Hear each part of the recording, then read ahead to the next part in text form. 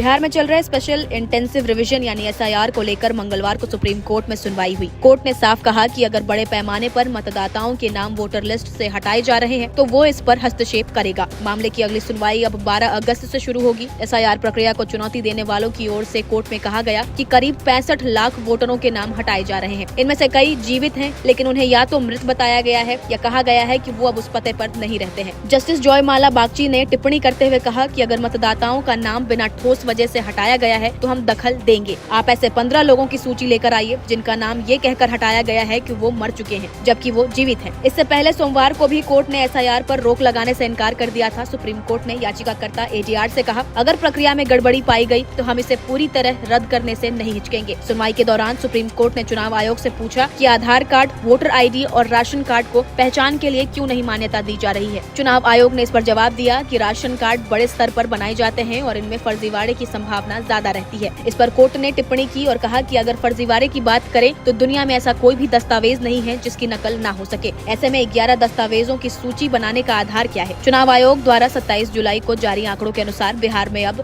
7.24 करोड़ मतदाता बचे हैं, जबकि पहले ये आंकड़ा 7.89 करोड़ यानी कि करीब 8 करोड़ था। यानी 65 लाख नाम हटाए गए हैं। इनमें से 22 लाख लोग मृत पाए गए, 36 लाख लोग अन्य स्थानों पर स्थानांतरित हो चुके हैं और 7 लाख लोग क्षेत्र बदल चुके हैं। 24 जुलाई को हुई पिछली सुनवाई में भी सुप्रीम कोर्ट ने कहा था कि वोटर लिस्ट का पुनरीक्षण चुनाव आयोग की संवैधानिक जिम्मेदारी है और इसे रोका नहीं जा सकता। हालांकि कोर्ट ने ये भी पूछा था कि क्या वोटर लिस्ट में बदलाव का ये उचित समय है। अदालत ने ये भी सुझाव दिया कि एसआईआर के दौरान पहचान के लिए आधार, वोटर आईडी और राशन कार्ड को मान्यता दी जानी चाहिए। अब सुप्रीम कोर्ट इस पूरे मामले की गहराई से जांच 12 अगस्त से करेगा। यदि ये साबित होता है कि बड़ी संख्या में लोगों के नाम गलत तरीके से हटाए गए हैं तो पूरी प्रक्रिया पर फिर से विचार किया जा सकता है।